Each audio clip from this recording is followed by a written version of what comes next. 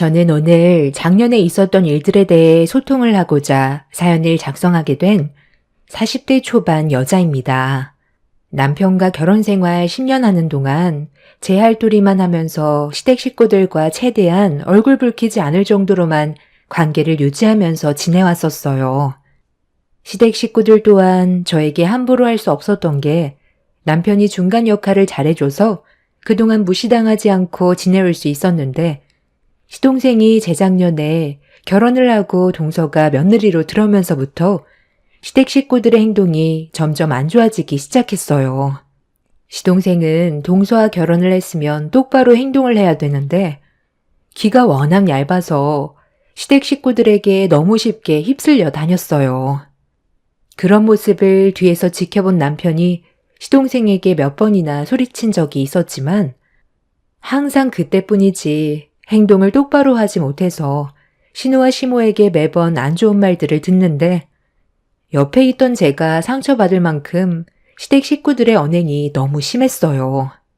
시댁 식구들이 동서를 함부로 대하지 못하게 시동생이 처신을 똑바로 해야 됐는데, 그렇게 하지 못하니 저 또한 시댁 식구들에게 평소처럼 행동할 수가 없었습니다. 제가 분위기가 평소와 많이 다르다는 걸 신우가 느끼고 있었는지 시모 옆에 찰싹 붙어선 저에게 불만 섞인 말들을 늘어놓았어요. 기분이 좋지 않았던 저는 동서와 과일을 깎으면서 한마디 하게 되었죠. 똑같은 사람이고 한 식구로 받아주기로 결정을 했으면 좋은 관계를 유지하기 위해 서로가 노력해야 되는데 동서만 노력하는 것 같아서 기분이 좋지 않네요. 이럴 거면 결혼을 왜 허락해 주신 건지 모르겠어요. 차라리 그냥 반대했으면 동서도 이런 힘든 상황 안 겪어도 됐을 텐데요. 이미 한 번의 아픔이 있는 동서라 재혼이 쉽지 않았을 텐데 그래도 서방님 하나 믿고 따라왔잖아요. 어머님 마음에 들지 않는 조건이라고 생각했으면 강하게 반대를 했어야죠. 우리 엄마가 작은 새언니를 받아주고 싶어서 결혼 허락해 준 줄 아세요? 조건이 좋은 것도 아니고 이미 5살이나 된 다른 남자의 자식을 데리고 있는데 좋은 시선으로 바라볼 수가 있겠어요? 작은 오빠가 하도 좋다고 강하게 밀어붙이니까 어쩔 수 없이 허락해 준 거지. 솔직히 이 결혼 이미 반대하고 있었어요. 작은 오빠가 억지로 밀어붙여서 어쩔 수 없이 받아준 것 뿐이라고요. 그러니 마음에도 없는 행동을 하고 싶지 않은 건 당연한 건데 새언니가 지금 중간에서 이런 식으로 나오는 게 오히려 더 관계를 망친다는 거 몰라요? 엄마, 큰오빠가 하도 새언니를 감싸고 도니까 이제 아예 개념을 상실했나 봐. 이러니 내가 화를 안 낼 수가 없는 거야. 너는 엄마 마음 조금도 이해 못하지? 자기 마누라 편에서만 생각하니까 엄마가 어떤 심정인지 살필 생각도 없는 거지? 어느 누가 애 딸린 여자를 며느리로 받아주고 싶겠어?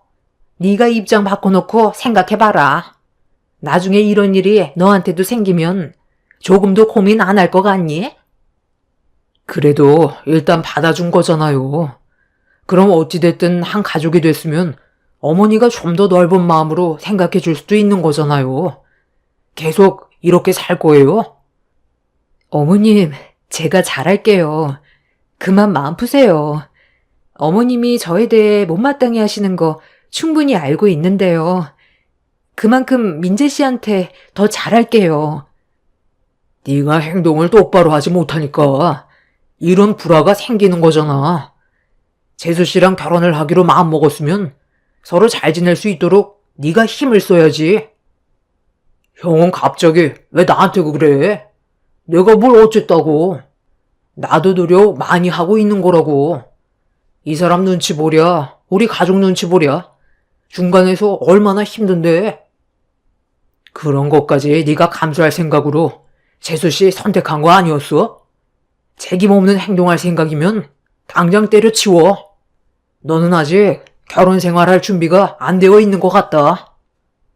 집안 분위기가 상당히 안 좋아졌고 동서는 시댁 식구들 눈치만 보고 있었습니다.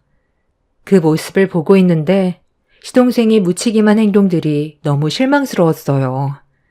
동서한테 아이가 있는 걸 알면서도 결혼을 강행했으면 책임감 있는 모습을 보여줘야 하는데 두 모녀가 동서에게 온갖 험한 말을 퍼부어도 신경조차 쓰지 않고 거기에 더해 동서의 아이는 아예 돌볼 생각은 하지도 않는데 아이는 그래도 시동생이 아빠라고 인정했는지 따라다니는데 받아줄 생각도 하지 않았습니다. 그런 무책임한 모습들을 매번 시댁에 올 때마다 보고 있는데 둘이서 집에 있을 땐 얼마나 더 심할지 안 봐도 모든 상황들이 눈에 훤하더라고요. 시모와 신우가 동서를 대하는 행동들은 날이 가면 갈수록 심해졌고 이런 생활들이 많이 힘들었는지 결국 눈물까지 훔치게 되는 모습을 제 두 눈으로 보게 되었습니다. 동서한테 이런 말 하는 게 오히려 더 큰 상처가 될 수도 있겠지만 앞으로 좋아질 수 없을 것 같으면 더 오랜 시간 끌지 말고 이쯤에서 정리하는 것도 방법이라고 생각해. 동서가 서방님과 결혼을 결심했을 때 신중하게 결정을 했겠지만 막상 겪어보니 눈앞의 현실은 또 그렇지 않잖아. 나도 솔직히 서방님한테 너무 실망했어. 이렇게까지 무책임할 줄 몰랐었거든. 동서는 큰 아픔도 있고 애까지 있는데 결혼을 강행하는 것 보고 그만큼 신중했을 거라고 믿었는데 그게 아니었다는 거에 너무 큰 실망을 했어. 만약 지금의 결혼 생활이 아니라고 생각되면 뒤도 돌아보지 말고 동서 갈 길 가는 게 방법이야. 저도 정말 행복해지고 싶었어요. 전 남편이 다른 여자와 바람나서 정말 힘들었었는데 이번만큼은 정말 신중하게 결정했다고 생각했거든요. 그이가 저한테 아이가 있는 건 아무 문제 되지 않는다며 저만 있으면 된다고 했었을 때 그 감정이 오래가지 못할 것 같아 쉽게 받아주지 않았었어요. 그런데 저와 함께 할 때 한결같았고 제 아이도 자기 친자식처럼 생각해주는 그런 모습에 감동받아서 그이와 함께 결혼하면 이번에는 행복할 줄 알았거든요. 그런데 결혼식을 올리고 나서부터 예전과는 전혀 다른 모습으로 변하길래 저도 많이 당황스러웠어요. 제 선택이 이번만큼은 틀리지 않았길 바랬는데 결혼 전과 후가 너무 달라서 저도 지금 많이 힘드네요. 형님, 그리고 이미 늦어버린 것 같아요. 제가 지금 임신을 했거든요. 그 사람의 아이를 가졌어요. 동서도 시동생의 변해버린 모습과 시모와 신우가 자기를 차갑게 대하는 행동들 때문에 많이 힘들었는지 그만두고 싶었는데 임신 때문에 힘들다는 말을 듣게 되었을 때 저도 많이 놀랐어요. 동서는 임신 소식을 가족들 중에서 저에게 처음 꺼내는 거였어요. 동서는 시동생의 아이를 가진 거에 대해 상당히 조심스러웠어요. 축하받을 일이지만 결혼 초부터 상처를 많이 받아서 그런지 아이를 가졌다는 말을 쉽게 꺼내지 못하고 있었습니다. 그런 모습을 바라보고 있던 저는 뱃속의 아이가 시댁 식구들과 좋은 관계로 만들어갈 수 있는 기회일지도 모른다며 긍정적으로 대화를 풀어나갔습니다. 임신한 거에 대해 가족들이 전부 알아야 동서에게 앞으로 조심할 거라 생각해 빠른 시일 내에 시동생에게 임신 소식을 알려주라고 했어요. 동서는 잠깐 동안 고민을 하다가 그렇게 하는 게 좋을 것 같다며 거실에 모여있는 가족들 앞으로 갔어요. 그리고 동서가 시동생이 아이를 가졌다는 말을 조심스럽게 꺼냈는데 시모의 표정이 별로 좋지가 않았습니다. 함께 앉아있던 남편은 많이 놀랐는지 동서에게 축하한다는 말을 했는데 시모의 한마디에 분위기는 한순간에 차가워져 버렸습니다. 뱃속에 있는 아이가 내 아들의 아이라는 걸 내가 어떻게 믿니? 다른 남자의 아이일 수도 있는 거잖아. 유전자 검사하기 전까지 그 아이가 내 손주라는 걸 받아줄 수 없을 것 같구나. 너 며칠 전에도 전 남편 만나고 왔었다며? 내 아들이 그러던데 애 핑계로 전 남편과 만났었는데 저녁 늦게 들어왔다고. 제가 전 남편을 만났던 거와 이 사람 아이를 가진 게 무슨 상관인 거죠? 설마 지금 제 뱃속에 있는 이 아이가 전 남편의 아이라고 생각하시는 거예요? 저녁 늦게 들어왔었다며. 그리고 최근에 자주 만났었다는데 그럼 어느 누구나 그런 생각 가질 수 있는 거 아니니? 전 남편과 이혼을 했어도 아이 때문에 시간을 가질 수밖에 없고 그러다 보면 자연스럽게 옛 기억에 빠져서 술 한두 잔씩 걸치다 보면 분위기 타서 호텔에 갔었겠지. 어머님, 정말 너무하시네요. 제가 전 남편을 잠깐 만났던 건 양육비 문제 때문이었어요. 제가 재혼하고 나서 갑자기 양육비가 끊겨서 돈 문제로 만나게 된 거라고요. 저녁 늦게 돼서야 들어온 건 친정집에 잠깐 들린 것뿐인데 왜 그런 상상을 하고 오해를 하시는지 모르겠네요. 이 사람 아이를 가졌다는데 어떻게 그런 말을 하세요? 당신도 어머님이랑 같은 생각을 가지고 있는 거야? 뱃속에 있는 이 아이를 전 남편의 아이로 생각하고 있는 거냐고. 유전자 검사를 해보면 알겠지만 지금 상황에선 당연히 의심할 수밖에 없지. 말로는 양육비 때문에 만났다곤 하지만 그 사이 무슨 일이 있었는지 내가 전부 다 알 수는 없는 거잖아. 엄마 말에도 일리가 있는 거야. 그럼 의심받을 행동을 안 하면 되는 건데 양육비 문제로 꼭 직접 만나야만 했어? 전화통화로 충분히 마무리 지을 수도 있는 거였잖아. 나랑 결혼했는데 전 남편 만나는 건 오해의 소지가 충분히 있다고 생각해. 그러니 나도 그 전까진 뱃속에 있는 아이는 내 아이가 아니라고 인정할 수밖에 없지. 처신을 똑바로 했으면 이런 일도 없었잖아. 이런 기분으로 당신 얼굴 보고 싶지 않으니까 당분간 친정집에 가 있어. 저희 부부는 시모와 시동생의 말에 엄청난 충격을 받았어요. 동서가 시동생이 아이를 가졌다는데 전 남편의 자식이 아니냐고 의심하는 모습에 남편은 혀를 차며 화를 냈지만 시모와 시동생은 눈 하나 깜빡하지 않았습니다. 동서는 그 자리에서 서러움에 눈물을 쏟아내고 있는데도 시동생은 동서에게 어떠한 위로도 해주지 않았어요. 그 모습을 보고 있던 저는 시동생의 얼굴을 향해 손을 올려버리고 싶은 거 힘겹게 참아내면서 시동생을 노려봤어요. 신우는 제가 시동생을 노려보는 걸 보더니 자기 엄마 말이 하나도 틀린 것도 없는데 왜 그런 식으로 쳐다보냐면서 저에게 신경질적인 태도를 보였습니다. 그럼 화가 안 나겠어요? 동서가 서방님이랑 결혼했을 때 행복해지고 싶어서 결혼한 거지 불행한 길을 또다시 걸어가려고 서방님을 선택했겠냐고요. 뱃속에 있는 아이가 당연히 서방님의 아이지 전 남편의 아이겠어요? 다른 사람은 몰라도 서방님은 동서한테 그러면 안 되죠. 동서는 애가 있었고 또다시 상처를 받을까봐 두 번의 결혼에 대해 정말 많이 고민했다고 들었어요. 그런데 서방님이 동서한테 매달리지만 않았어도 동서는 아이만 바라보며 살았을 거라고요. 힘들게 설득해서 결혼까지 했으면 끝까지 책임질 줄 알아야지. 서방님의 아이까지 가졌다는데 어떻게 이런 상처를 줄 수가 있어요? 의심받을 행동을 했으니까 우리 엄마랑 오빠가 한마디 할 수도 있는 거죠. 결혼을 했으면 전 남편과 얼굴 보는 것 자체가 문제되는 거 아니에요? 양육비를 안 줘서 직접 만나러 갔다고? 전화통화로 하면 되는 걸 굳이 얼굴 볼 이유가 뭐가 있어? 너도 전 남편한테 미련이 남았으니까 만나자고 한 거겠지. 그 사람 회사까지 찾아가서 양육비 그동안 밀린 거 받아내 왔어요. 저 혼자 아이 낳은 거 아니에요. 그 사람은 다른 여자 만나서 잘 살고 있지만 제 아이는 자기 아빠한테 버려진 거라고요. 얼굴조차 안 보려 하는데 그럼 양육비라도 받아내야 하지 않겠어요?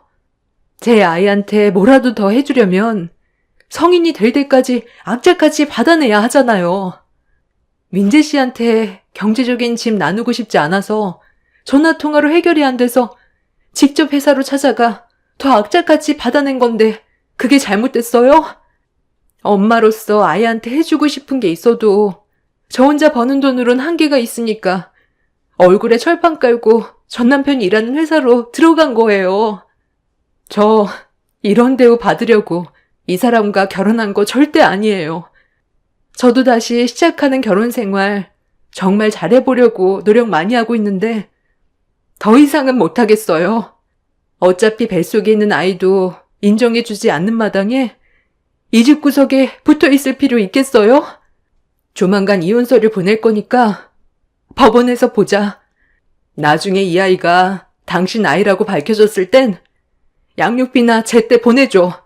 알겠어? 동서는 눈물을 쏟아내면서 그동안의 불만들과 서러웠던 걸 전부 다 쏟아내었어요. 그리고 시동생과 갈라서기로 확실하게 결정을 내린 듯 이혼 얘기가 나왔습니다. 시모는 잘한 것도 없는 게 어디서 큰 소리냐며 얼굴을 붉혔고 시동생은 시댁에서 나가는 동서를 쳐다보지도 않았습니다. 신우는 시동생에게 이혼하는 게 잘한 결정이라면서 남의 자식 입에 밥숟가락 들어가는 것도 마음에 안 드는데 뱃속에 있는 자식까지 남의 자식인 게 맞는 것 같다면서 동서가 집 밖으로 뛰쳐나가면서 이혼하자는 말을 꺼낸 건 뱃속에 있는 아이가 전 남편의 자식이라 걸리면 위자료 청구할까봐 두려워서 먼저 꼬리 내리고 도망치려 하는 거라는 억지스러운 말들로 시동생에게 동서에 대한 증오심을 더욱더 키우게 만들었어요. 듣다 못한 남편은 신우에게 막말을 퍼부으면서 화를 냈고 시모는 잘못도 없는 막내 동생한테 소리를 질렀다고 남편을 무섭게 노려봤어요. 화가 머리끝까지 올라온 남편은 차라리 얼굴 안 보고 사는 게 속 편할 것 같다면서 집 밖으로 뛰쳐나갔습니다. 저도 더는 상대할 가치가 없다고 생각해 아이들을 데리고 시댁을 나왔어요. 시모는 밖으로 나가는 저희 부부에게 평생 얼굴 볼 생각하지 말라면서 동네가 떠나갈 정도로 소리를 질렀습니다. 결국 그날 이후 저희 부부는 시댁에 일절 가지 않았어요. 동서는 친정에서 지내는 동안 이혼 준비를 했고 그렇게 서로 등 돌리며 지내는 동안 저는 동서와 개인적으로 연락을 하면서 가끔 얼굴도 봤어요. 배는 점점 불러오고 있는데 시동생이 이혼을 안 해준다면서 힘들어하고 있는 동서를 보고 있는데 저 또한 마음이 안 좋았습니다. 동서는 뱃속에 있는 아이가 시동생의 친자인지 아닌지 확인이 되기 전까지는 움직일 생각이 없는 것 같다면서 아무것도 해결되지 않고 있는 현실을 너무 답답해했어요. 동서는 하루빨리 정리돼서 더 이상의 스트레스를 받고 싶지 않다면서 눈물을 쏟아내었고 이런 상황들을 지켜보고 있던 저도 너무 안타까워 집으로 돌아간 뒤 남편과 이 문제에 대해 진지하게 대화를 이어나갔습니다. 남편과 저는 그날 저녁 아이들을 친정에 맡기고 바로 시동생 집으로 향했어요. 시동생이 왜 동서와 이혼을 안 해주고 있는지 어떤 마음을 가지고 있는지 확인해 보기 위해서였죠. 네가 여긴 어쩐 일이냐? 너 동생 갈구러 온 거냐? 무슨 말을 하려고 이 늦은 시간에 여기까지 온 거야? 쓸데없는 말 할 거면 그만 돌아가라. 저번에 너 나한테 뭐라고 그랬어? 평생 얼굴 안 보고 살겠다고 엄마한테 소리치며 뛰쳐나갔잖아. 쟤도 너 보고 싶지 않다고 했으니까 그냥 돌아가라. 저는 뭐 여기 오고 싶어서 이 늦은 시간에 달려온 줄 알아요? 너 이리 좀 나와봐라. 도대체 어떤 생각을 가지고 있길래 아직까지 이혼을 안 해주는 거야? 형이 상관할 일 아니잖아. 이건 내 문제니까 신경 쓰지 마. 이혼을 해주던 말건 내가 알아서 한다고. 지금은 때가 아닌 것 같아서 기다리고 있는 것뿐이야. 너 제주씨 뱃속에 있는 아이 유전자 검사에서 친자가 확인되면 이혼 안 할 생각인 거지? 친자가 아니라면 위자료 청구 소송이라도 할 생각이냐? 잘 알고 있네. 엄마가 그랬어. 뱃속에 있는 아이가 세상 밖으로 나왔을 때 내 친자식이면 며느리로 다시 받아줄 거고, 그게 아니라면 위자료 왕창 뜯어내겠대. 그 전까진 이런 관계 유지하는 게 좋을 거라던데. 뱃속에 있는 아이가 나중에 내 친자식이 아니라는 게 밝혀졌으면 그동안 내가 쏟아부은 정성이 모두 물거품이 되는 거잖아. 그래서 확실해질 때까지 감정 소모하고 싶지 않아서 지금의 관계를 유지하는 거야. 진짜가 확인되면 그때 잘해주면 되지. 정말 이기적이네요. 어떻게 그런 생각을 가지고 결혼 생활을 할 수가 있어요? 동서가 지금 얼마나 힘든 시간을 보내고 있는지 알아요? 뱃속에 있는 아이가 서방님 아이라고 몇 번이나 얘기했는데도 왜 믿어주지 않는 거죠? 자기 아내를 믿어주지도 않는데 나중에 친자로 밝혀진다고 해서 결혼 생활이 좋아질 수 있을까요? 나는 절대로 그렇게 안 보이는데요. 이미 서방님은 동서와의 관계가 벌써 무너졌어요. 우리가 오늘 여기 온 건 서방님 때문이 아니라 동서가 너무 불쌍하고 안쓰러워서 한마디 하려고 온 거예요. 이런 식으로 행동할 거면 당장 이혼하세요. 동서가 원래 자리로 돌아갈 수 있게 해달라고요. 쓸데없는 참견하지 말고 그만 돌아가라. 너 그렇게 한가하니? 네 애들이나 잘 봐. 너희들이 이런 식으로 나와봤자 달라지는 거 아무것도 없어. 모든 진실을 내 눈으로 봤을 때 그때 결정할 거다. 시모와 시동생의 행동을 이해할 수가 없었고 대화 자체가 통하지 않았어요. 이런 상황들을 듣게 된 동서도 화가 많이 났는지 아이가 태어나도 절대로 얼굴을 보여주지 않을 거라면서 분노를 표출했고 동서는 이혼 소송을 준비했어요.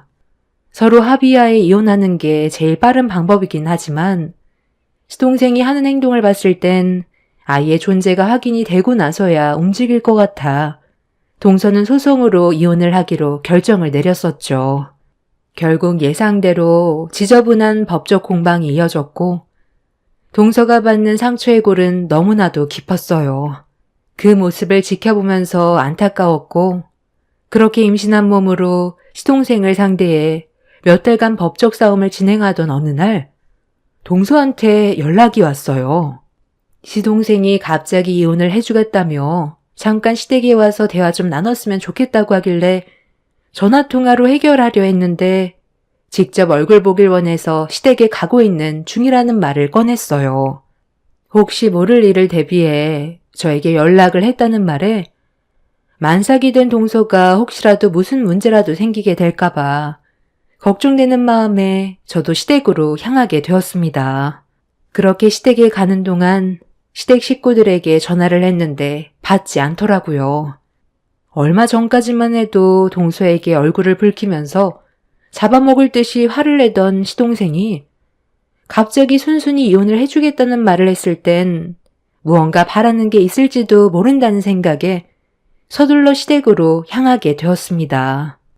가는 동안 남편한테 동서와 통화했던 내용에 대해 전달해 준 뒤 일이 끝나는 대로 시댁으로 와달라고 부탁을 했어요.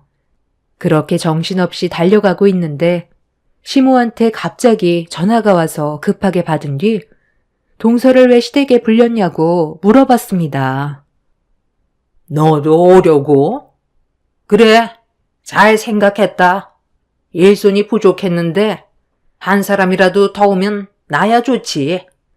내가 곰곰이 생각해봤는데 작은 애는 김장을 안 해봤잖아.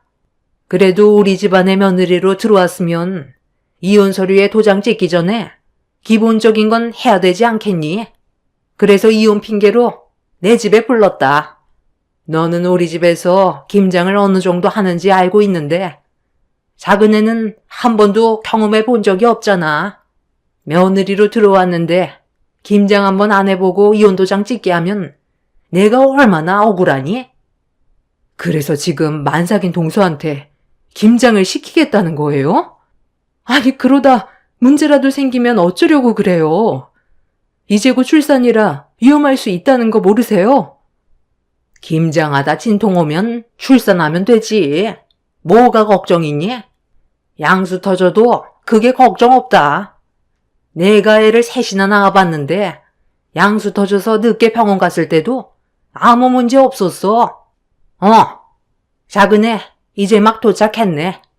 해지기 전에 끝내야 돼서 정신없으니까 너도 올 거면 최대한 빨리 와서 도와주거라. 시동생이 동서에게 전화를 했던 건 시모가 김장 때문에 일부러 시킨 거였어요. 그걸 전혀 모르고 있던 동서는 이혼해주겠다는 말만 믿고 시댁으로 갔던 거였죠. 만삭의 몸으로 시모가 시키는 일을 하다가 문제라도 생길까봐 걱정이 됐던 저는 급하게 시댁으로 향했습니다. 가는 동안 동서에게 전화를 했지만 받지 않길래 안 좋은 일이 생긴 것 같아 걱정이 앞섰고, 그렇게 정신없이 달려 시댁에 도착해 마당으로 달려갔는데 눈앞에 펼쳐진 광경에 경악을 했고, 저는 그만하라고 소리치며 동서를 감싸 안았습니다. 아무것도 모르고 시모에게 당한 동서가 너무 안타깝고 딱해서 제 몸으로 감쌌는데, 시모는 며느리 교육하는데 어디서 끼어드냐며 저에게 사정없이 발길질을 했어요. 옆에 있던 신우도 시모를 따라 저에게 발길질을 하기 시작했죠. 300평이나 되는 마당에 쌓여있던 김장김치를 동서에게 담으라고 시키는 것 자체가 말도 안 되는 행동이었습니다. 시모는 고졸년들끼리 잘들 논다면서 동서 얼굴에 손을 올렸고, 속수무책으로 당하던 동서는 산통이 오기 시작해 배를 움켜쥐고 있었습니다. 이러다간 동서와 뱃속에 있는 아이에게 심각한 문제가 생길 것 같아 두 모녀의 다리를 잡아 사정없이 들어 올려버렸어요. 이미 저도 눈이 돌아버려 앞뒤 가리지 않고 막무가내로 행동을 했습니다. 절여져 있던 김장김치를 양손에 들고 시모와 신우에게 쉬지 않고 던졌어요. 시모는 힘겹게 절여놓은 김치를 던졌다고 분노했고, 저를 향해 거침없이 달려오길래 옆에 있던 양념 속 재료를 바가지로 퍼서 시모의 얼굴을 향해 냅다 뿌려버렸습니다. 시모는 김장김치 양념을 눈에 정타로 맞아 괴로웠는지 바닥을 뒹굴었고, 신우는 시모가 당한 걸 보고 화가 났는지 똑같이 저에게 달려들길래 빨간 소쿠리로 신우의 뺨을 사정없이 내리쳤어요. 거친 숨을 몰아내쉬면서 숨을 고르고 있었는데 뒤에 있던 시동생을 보지 못했던 저는 시동생에게 그대로 뺨을 맞았고, 귀가 멍할 정도로 어지러웠지만 그동안 시동생이 동서에게 했던 행동들이 떠올라 사정없이 시동생의 다리 사이를 올려쳐 버렸습니다. 책임지지도 못할 거면 놀리지도 말라며 평생 사용하지 못하게 만들어버리겠다고 뒹굴고 있는 시동생을 따라다니면서 쉬지 않고 걷어찼어요. 그렇게 그동안 쌓아왔던 분노를 한꺼번에 표출한 사이 동서가 산통으로 괴로워하길래 서둘러 산부인과에 가야 할 것 같아 동서를 부축했고, 그 사이 남편이 시댁에 도착해 아수라장이 되어 있는 마당을 보곤 경악을 했습니다. 남편은 저를 도와 동서를 차에 올려 태운 뒤 산부인과로 향했어요. 가는 동안 동서는 김장김치를 시킬 거라곤 상상조차 하지 못했다면서 할 말이 있다고 하길래 최대한 좋게 풀어갈 생각을 가지고 있는 줄 알았다는 말을 꺼냈어요.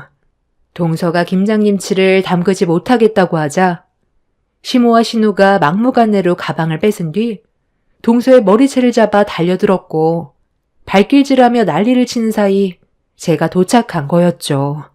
다행히 동서는 산통 끝에 무사히 출산을 하게 되었어요. 시동생은 제 발길질로 인해 병원에 입원해 치료를 받았는데 아쉽게도 크게 문제는 없다고 하더라고요. 온 힘을 다해 좀 더 힘껏 올려칠 걸 많이 아쉬웠습니다. 그렇게 동서의 아이가 세상 밖으로 태어나고, 동서는 시동생과 두 모녀가 저지른 행동들에 대해 추가적인 소송을 준비했습니다. 그렇게 이혼 절차를 다시 밟던 도중 시댁 식구들이 알고 싶어 했던 시동생의 친자가 맞는지 확인하기 위해 산후조리실에 불쑥 찾아왔고 시댁 식구들이 동서가 안고 있는 아이를 보는 순간 남편과 제가 시댁 식구들을 밖으로 내쫓아 버렸습니다. 시모는 아이의 친자 검사부터 확인해 보자며 떨어진 모발이 있으면 가지고 나와보라고 하는데 그 말을 안에서 듣고 있던 동선의 가족분들이 산후조리실에서 한바탕 난리를 쳤고 결국 아무것도 얻지 못한 채 산후조리실에서 내쫓겼어요. 동서는 이 문제를 속 시원하게 해결하기 위해 시댁 식구들한테 알리지 않고 개인적으로 유전자 검사를 진행한 걸 저희 부부에게 보여주었습니다. 시동생과 99% 일치하다는 서류를 확인할 수 있었습니다. 동서는 시댁 식구들에게 아이의 얼굴을 절대 보여주고 싶지 않다면서 저희 부부만 알길 원했어요. 그리고 시댁 식구들은 친자가 맞는지 확인만 하기 위해 도와달라며 저에게까지 찾아와 깍듯이 머리를 조아렸습니다. 저는 시댁 식구들에게 친자 확인이 되어봤자 달라질 건 없다고 내쫓아 버렸어요. 동선의 가족들은 아직까지 시댁 식구들과 법적 소송을 진행 중에 있습니다. 법적으로 처리를 해야 될 일이 너무 많아서 그런지 시간이 꽤 오래 걸리더라고요. 최근에 시댁 식구들이 동서의 아이가 시동생의 친자라는 걸 알게 됐고 그동안 보인 행실들이 아이의 친모에게 안 좋은 영향을 끼친다는 걸 인정받아 이혼 성립이 확실시 되었습니다. 하지만 이제 와서 친자인 걸 확인하면 뭐 하겠어요. 서로에 대한 신뢰가 이미 깨져 있는 상태인데 정말 한심할 뿐입니다. 평생 얼굴 안 보고 사는 게 오히려 행복할 것 같네요. 동서도 이번 일이 해결되면 편하게 살았으면 좋겠어요. 저희도 다시는 시댁에 갈 일이 없을 것 같네요. 제 사연 들어주신 분들 감사합니다. 안녕하세요. 저는 30대 후반 여자입니다. 정신없던 한 해가 지나가고 2022년이 다가왔네요. 많은 분들께서 새해가 되면 목표하신 것들이 이루어지길 바라고 그것을 향해 달려가실 텐데요. 저 또한 그래왔고 지금도 작년과 변함없이 잘 될 거라는 희망을 가지고 살아오고 있습니다. 새해가 됐다고 해서 바뀐 건 없지만 분명 좋아질 수 있을 거라 믿고 있습니다. 저는 남편과 꽤 오랜 시간 연애를 하고 결혼을 했는데요. 연애를 많이 해본 건 아니지만 이 사람과 함께 지내는 시간 동안 정말 행복했고 앞으로 남은 인생길을 같이 걸어가고 싶었습니다. 그래서 결혼을 목적으로 인사를 드리고 시부모님께서도 정말 좋아해 주셨어요. 처음 보자마자 하루빨리 결혼식을 진행하길 원하셨죠. 시부모님 두 분 다 너무 밝으신 성격을 가지고 계셔서 저와도 잘 맞는 것 같아 앞으로 큰 문제 없이 결혼 생활을 이어나갈 수 있을 것 같았습니다. 그렇게 양가 집안 상견례를 마치고 결혼식까지도 걸림돌 하나 없이 매끄럽게 진행이 되었죠. 그런데 결혼식을 올린 뒤 말도 안 되는 일들이 제 눈앞에 펼쳐지기 시작했어요. 정말 믿을 수가 없었고 눈앞이 캄캄해서 삶에 대한 희망까지 잃어버릴 정도였습니다. 제가 여러분들께 최근 3개월간의 기록을 전부 다 설명드릴 수는 없지만 겪었던 시간들에 대해 최대한 자세히 풀어보도록 할게요. 결혼하고 최근 한 달은 정말 행복했었어요. 제가 꿈에 그리던 삶이었고 눈 뜨고 눈을 감을 때까지 사랑하는 사람이 제 앞에 있다는 게 실감이 나지 않았습니다. 남편도 좋은 사람이고 시부모님께서도 저를 딸처럼 대해주셔서 저 또한 잘하려고 많은 노력을 했었어요. 시댁 집안이 못 사는 형편은 아니라서 금전적으로는 부유한 편입니다.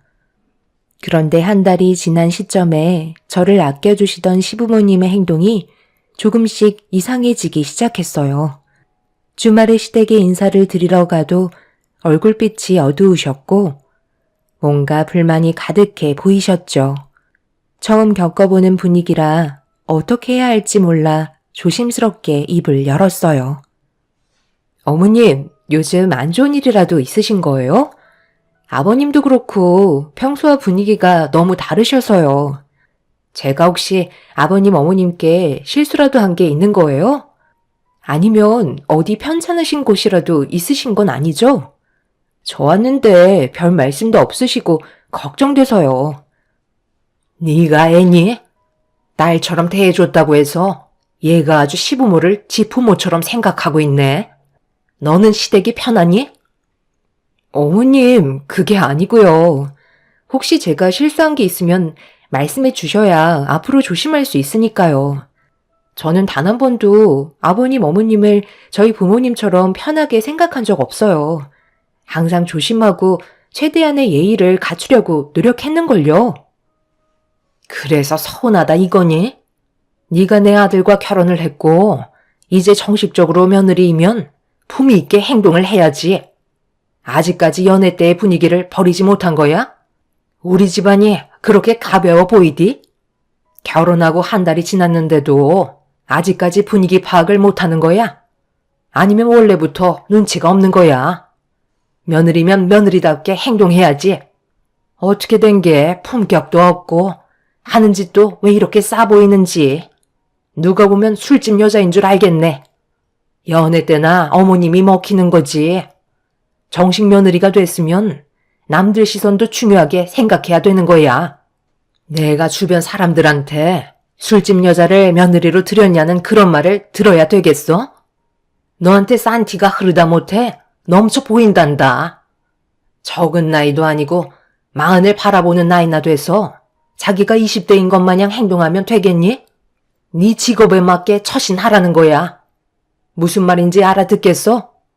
사람의 첫 이미지가 얼마나 중요한데 어딜 갈 때마다 그런 소리를 들어야 하니 내 속이 좋겠니? 이런 기분에 무슨 저녁을 먹겠어? 입맛도 싹 가셨다. 다음부턴 집에서든 밖에서든 나한테 앵기지 말고 거리를 두고 걷도록 해라. 그리고 옷차림도 웬만하면 정숙하게 입도록 하고 한 번만 더 살갑게 굴면 눈물을 쏙 빼놓을 줄 알아. 시부모님의 거침없는 말투와 표정들은 저를 당황스럽게 만들었어요. 분명 결혼 전에는 살갑게 다가가는 제 성격이 마음에 들고 집안의 분위기를 살린다며 좋아해 주셨었는데 갑자기 변하신 모습으로 저를 대하셔서 아무 말도 하지 못한 채 멍하니 시부모님을 바라볼 수밖에 없었죠. 마음에 들지 않는 부분들이 계시다면 그것 또한 고쳐야 앞으로의 결혼 생활에 문제가 없을 것 같아 제가 하고 싶은 말을 뱉기보다 앞으로 조심하겠다며 고개를 떨궜습니다. 시모는 시댁에 온 지 1시간도 되지 않은 저희 부부에게 이런 분위기로 얼굴 보며 같이 식사할 수 없다고 집으로 돌아가길 원하셨어요.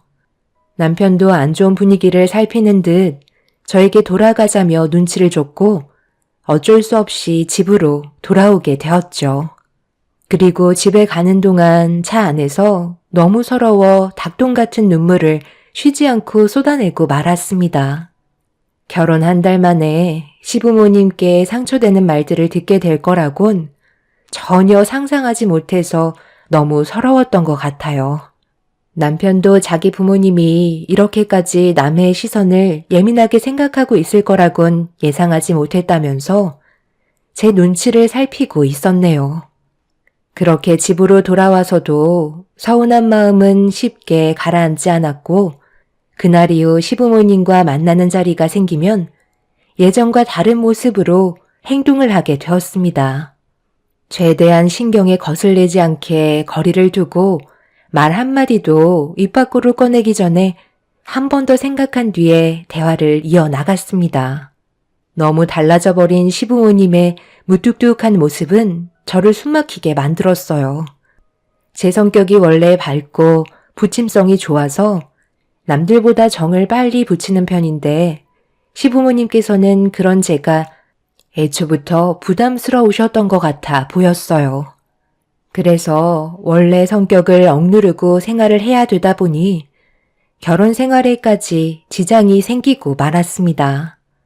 남편의 성격은 제 말을 들어주는 편이라서 말을 하지 않으면 거의 입을 열지 않는데 그런 성격 자체가 어느 순간부터 싫게 다가오더라고요.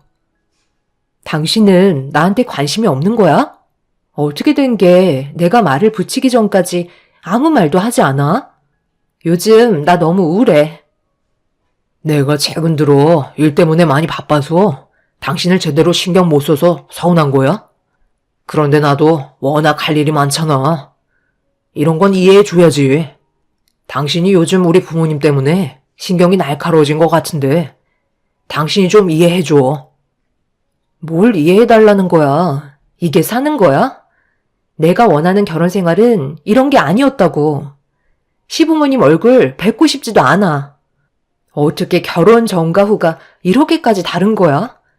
결혼 전에는 내가 너무 이쁘다고 살갑게 대해주시더니 지금 봐봐. 어머님이랑 아버님이 나한테 눈 한 번을 마주치지 않으셔. 조심스럽게 말을 붙여도 대충 대답하시고 더 이상 말도 안 하시잖아. 원래 좀 무뚝뚝하신 걸 어쩌겠어. 남들 시선이 중요하시다잖아. 당신도 너무 기분을 업시키지 말고 차분한 모습을 보여줘봐. 솔직히 내가 봐도 당신 너무 정신없어. 나는 오히려 지금이 딱 좋아 보이는데? 너무 말이 많아도 수준 낮아 보이잖아.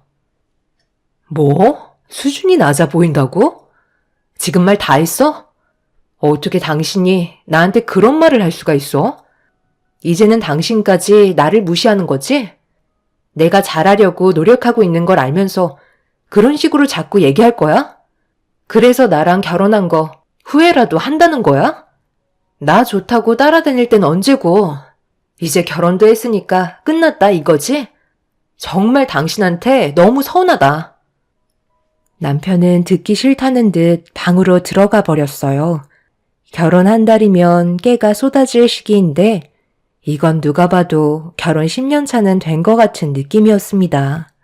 아무리 연애를 오래 했다 해도 상대방의 예의가 아닌 행동을 보인 남편에게 너무 큰 실망을 하게 되었고 처음으로 결혼을 후회하게 되었어요.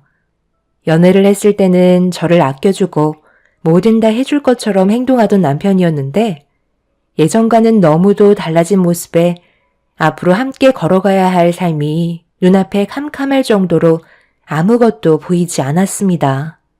그렇게 한 달이 지나 2달째가 되었을 때 남편이 퇴근하고 집에 들어올 시간이 한참 지났는데도 집에 오지 않길래 그래도 남편이라고 걱정되는 마음에 몇 번이나 전화를 걸어봤지만 받지 않더라고요. 그런데 잠시 뒤 문자 한 통이 와서 확인을 해보니 남편이 시댁에 있는지 그날 저와는 한마디 상의도 없이 시댁에서 자고 간다며 다음날 보자는 한마디 하고 아무런 연락도 주지 않았어요. 제 생각은 전혀 하지 않고 남편 멋대로 하는 행동 때문에 너무 화가 나 시모에게 전화를 걸었습니다. 역시나 받지 않았고 시부께도 전화를 했는데 똑같이 받지 않으시더군요. 시댁 식구들 전부 다 저를 무시하는 행동을 참을 수가 없어 짐을 챙기고 시댁으로 향하려고 집 밖을 나서려는 순간 시모에게 전화가 왔어요. 저도 이미 감정이 안 좋아진 상태라 좋지 않은 목소리로 전화를 받았습니다.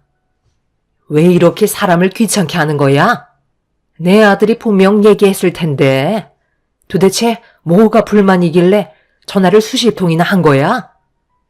어머님, 지금 이 상황이 상식적으로 이해가 되세요? 제가 이상한 거예요? 어떻게 한마디 말도 없이 문자 한 통 보내놓고 집에 들어오지 않겠다고 하면 누가 이해를 해주겠어요? 왜 어머님 댁에서 하루를 보내야 하는 건지 말도 해주지 않았잖아요. 내 아들이 오래간만에 부모와 함께 지내고 싶다는 건데 그게 그렇게 잘못된 거니? 너도 사돈댁에서 자고 올 때도 있잖아. 제가요? 저는 결혼하고 나서 단 한 번도 그렇게 한 적 없는데요. 그이랑 같이 가서 하룻밤 자고 온 적은 있어도 저 혼자 개인적으로 행동하진 않았어요. 이 문제는 이해를 떠나 부부로서 서로에 대한 예의가 아니라고요. 제 말이 틀렸나요? 너 지금 시애미가 얘기하는데 목소리 높여서 대들고 있는 거니? 이제야 본성이 나오는구만. 사람은 평생 알아가도 모른다더니만 그 말이 너한테 딱 맞는 것 같다. 오늘 이 시간 이후로 내 아들 두 번 다시 못 볼 줄 알아. 우리가 큰 돈 들여 신혼집도 큰 집으로 50평짜리 마련해 줬는데 너는 고작 혼수 8천밖에 안 했었잖아? 솔직히 나는 그때부터 너를 마음에 들어 하지 않았거든. 우리 집을 뭘로 알고 혼수를 8천밖에 안 해? 최소 몇 억은 해줘야 하는 거 아니니? 어머님, 갑자기 그 말이 왜 나오는 거예요? 그때는 혼수 8천도 많다고 하셨잖아요. 이제 와서 이러시는 이유가 뭐예요? 내가 그럼 그 자리에서 혼수 가지고 난리 쳐주길 바랬다는 거야? 다 내 아들 생각해서 거기까지 한 거는 생각 안 하니? 좋게 좋게 봐주면 너도 눈치껏 행동을 해야지. 어디서 집안의 가장인 남편한테 오라가라 명령이야. 나중엔 머리 위로 받고 올라서겠다. 됐고, 너랑 목소리 높이면서 대화조차 섞고 싶지 않으니까 이만 끊어야겠다. 오늘 이 시간 이후로 내 아들 얼굴 볼 생각 하지 마라. 너처럼 자기가 뭘 잘못했는지도 모르는데 굳이 서로 봐봤자 좋은 말도 안 나오잖아? 내 아들 돌려보내면 너는 분명 또 사람 들들 볶으며 나불나불 거리겠지. 내 말이 틀렸어? 이런 내 결정이 마음에 안 들면 이혼하던지. 그게 싫다면 내 기분 풀릴 때까지 잠자코 있어라. 알겠니? 나는 너에게 결정권을 준 거야. 이혼을 하던지 아니면 지금처럼 그 넓은 집에 너 혼자 살던지 둘 중 하나 선택하면 되는 거다. 내 아들도 결혼한 걸 얼마나 후회하는지 아니? 시모의 억지가 저를 미쳐버리게 만들었어요. 도저히 대화가 통하지 않았고 왜 이런 행동을 하시는지도 이해할 수가 없었습니다. 더군다나 남편까지 생각지도 못한 돌발 행동을 저지르니 제가 어떻게 처신을 해야 할지 모르겠더라고요. 그날 정말 많은 고민에 빠지게 되었습니다. 결혼 2달 만에 이렇게까지 위태로워질 거라고 누가 상상을 했겠어요. 그래서 이혼을 하던 결혼 생활을 계속 유지하던 확실하게 짚고 넘어가야 할 것 같아 며칠 동안 고민 끝에 아침 일찍 남편에게 시댁으로 가고 있다는 문자 한 통 남기고 출발을 하게 되었습니다. 저도 더 이상의 미련은 없었던 것 같아요. 그래서 후회를 남기고 싶지 않았습니다. 결국 모두가 한자리에 모이게 되었고 침묵이 흐르는 가운데 제 얼굴을 보지 못하고 고개를 떨구고 있는 남편을 향해 질문을 했어요. 앞으로의 결혼 생활에 대해 진지하게 생각하고 있는지 아니면 그만 끝내고 싶은 건지 확실하게 물어봤습니다. 당신이 이렇게까지 멋대로 하는 사람인지 나는 정말 몰랐어. 미리 알았더라면 결혼은 생각하지도 않았을 거야. 나도 내가 이기적인 사람이란 거 알고 있어. 하지만 이게 내가 원하는 거야. 부모님도 나와 함께 시간을 보내고 싶어 하셔. 너도 그럼 들어와서 살면 되겠네. 50평짜리 집에서 뭐하러 혼자 버티고 있어? 그 집도 조만간 처분할 생각이다. 네가 우리 집에 들어와서 살면 나야 편하지. 요즘 몸도 힘들어서 가정부 하나 드릴까 했는데 그 자리 네가 들어오면 되겠다. 결국 이런 거였어요. 제가 어머님 댁에서 함께 살길 원해서 그런 거였네요. 이 사람이 여기 있으니까 결혼한 제가 어쩔 수 없이 들어와 살게 될 걸 예상하신 건가요? 그런데 저는 그렇게 할 생각이 전혀 없는데요. 그럼 여기서 끝내는 거지. 나는 내 아들을 옆에 끼고 살 건데 너도 좋아서 결혼했으면 어느 정도 양보를 해줘도 되잖아. 제가 봤을 때 방법이 틀린 것 같은데요. 안 좋아진 감정 상태로 들어와서 살라고 하면 누가 좋다고 들어오겠어요. 당신도 생각이 이렇게까지 짧을 줄 몰랐는데 정말 실망이다. 결혼 3달 만에 갈라서게 될 줄 몰랐는데 확실하게 정 뗄 수 있겠네요. 남아있던 좋은 기억까지 오늘 어머님 댁에 던져버리고 가겠습니다. 하루빨리 이 사람과 이혼하는 게 저에게도 이득이겠네요.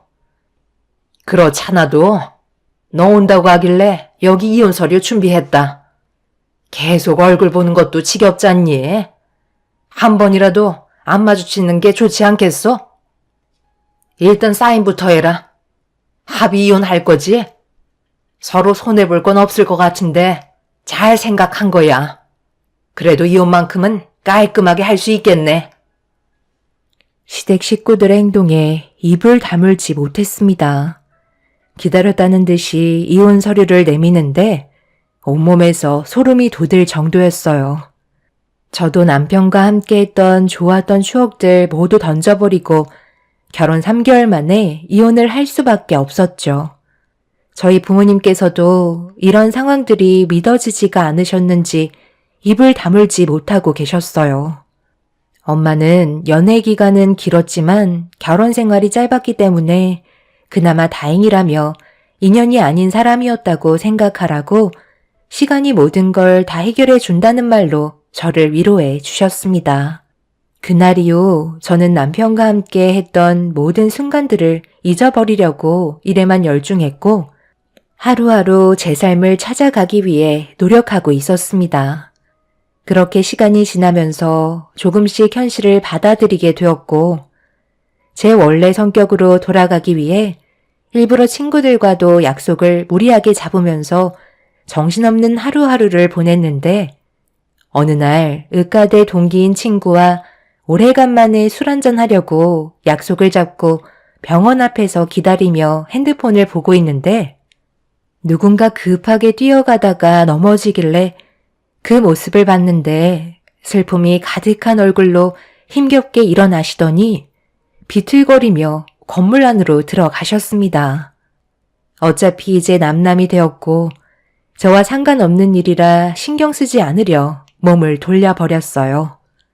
그리고 그 사이 병원에서 친구가 퇴근하고 나와 술 한잔하려고 차를 타고 병원 밖으로 나왔는데 사람 기분이라는 게 참 그렇더라고요. 신경 쓰지 않아도 되는데 병원으로 달려 들어가다 넘어지신 시모의 얼굴에서 눈물이 쏟아지고 있던 모습이 계속 눈에 밟혀 무슨 일인지 확인을 해야 할 것만 같았습니다. 그래서 어쩔 수 없이 친구에게 사정을 얘기한 뒤 다시 차를 돌려 병원으로 향했어요. 그런데 병원에 도착을 하자마자 어디선가 오열을 하고 있는 시모의 목소리가 들려와 그곳을 향해 천천히 걸음을 옮겼는데 간호사분들을 붙잡고 난리를 치고 계시더라고요. 그 옆에는 시부도 눈물을 쏟아내고 계셨습니다. 뭔가 느낌이 좋지 않아 천천히 걸음을 옮기고 있는데 갑자기 나타난 저를 본 시부모는 화들짝 놀라며 제가 병실로 들어가지 못하게 급하게 막아섰어요. 그런데 병실 안에서 남편의 괴로워하는 목소리가 들리길래 시부모님을 뿌리치고 병실 문을 활짝 열어 들어간 순간 제 눈앞에 입을 다물지 못할 정도로 충격적인 광경을 목격하고 말았습니다. 얼마 전까지 제가 알고 있던 남편의 모습이 아니었어요. 저는 천천히 걸음을 옮겨 괴로워하고 있는 남편에게 다가가고 있는데 어딘가 많이 고통스러워 보이는 모습으로 눈을 질끈 감은 채 움츠리고 있었습니다. 그 사이 담당 의사가 병실로 들어와 급하게 진통제를 놔주었고 괴로움에 눈을 감고 있는 남편이 혹시라도 저를 볼까봐 시모는 급하게 저를 끌어당겨 병실 밖으로 내쫓았어요. 이해되지 않는 남편의 모습에 제대로 말도 나오지 않는 상태에서 손으로 남편을 향해 가리키자 시모는 입술을 떠시면서 손으로 얼굴을 가리셨고 그 자리에 주저앉아 눈물을 쏟아내셨습니다. 어머님, 이게 어떻게 된 거죠?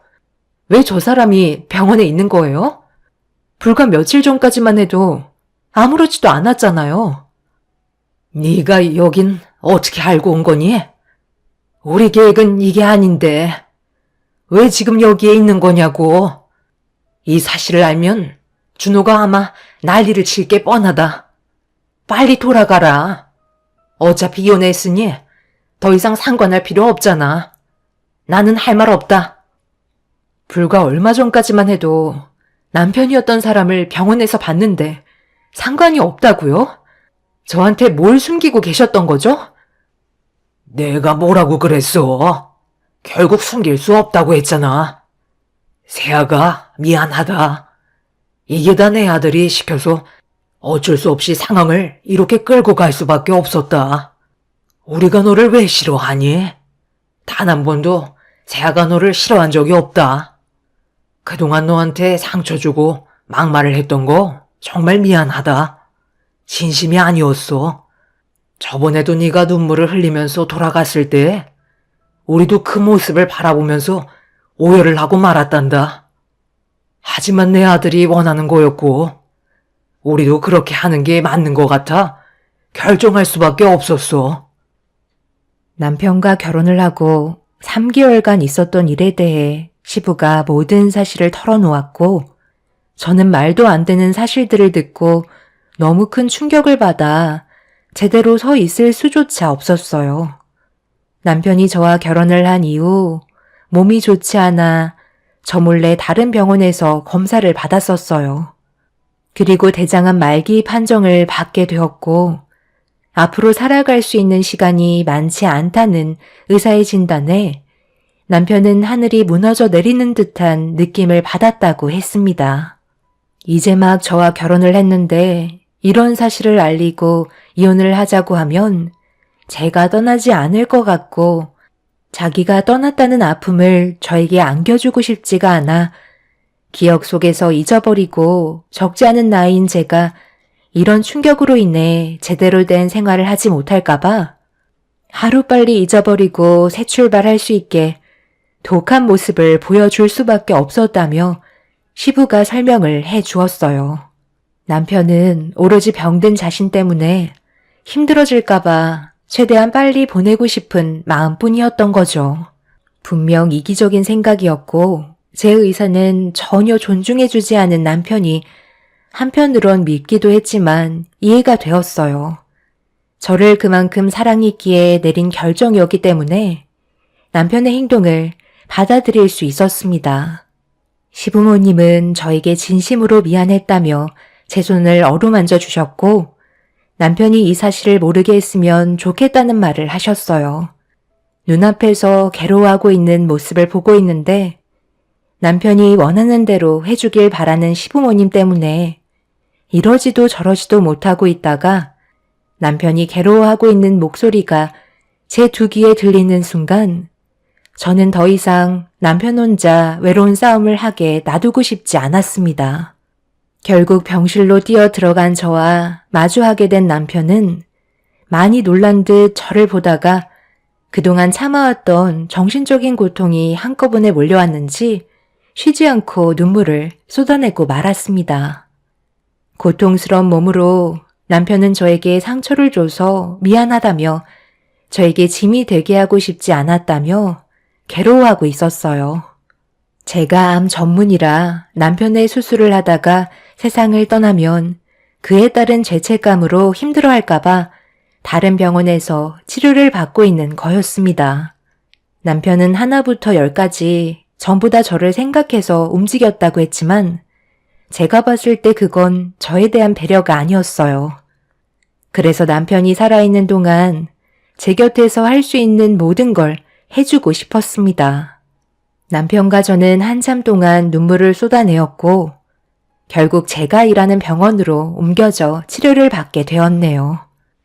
이미 온몸에 전이가 많이 되어 있는 상태라 수술을 하기에는 쉽지 않은 몸 상태였어요. 저 말고도 대장암 의료진 20여 명과 대장암이 주로 전이되는 간이나 폐를 보는 담당 의사까지 모두 참석해서 수술을 할 수 있는 부분부터 하나씩 처리해 가기로 회의를 마쳤습니다.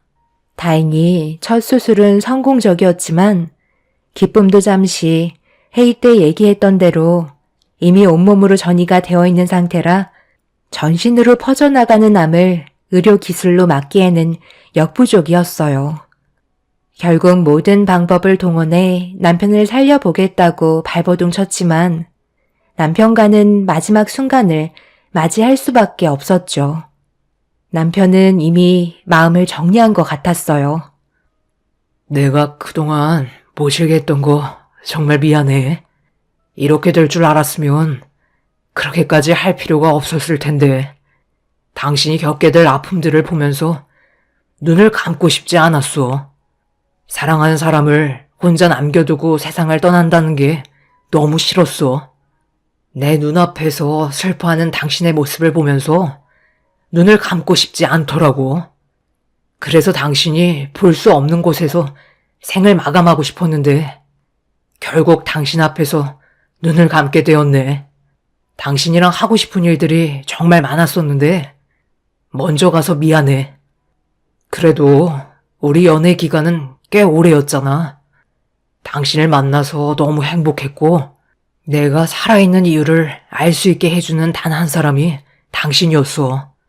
나는 내가 한 결정에 대해 후회한 적 단 한 번도 없어.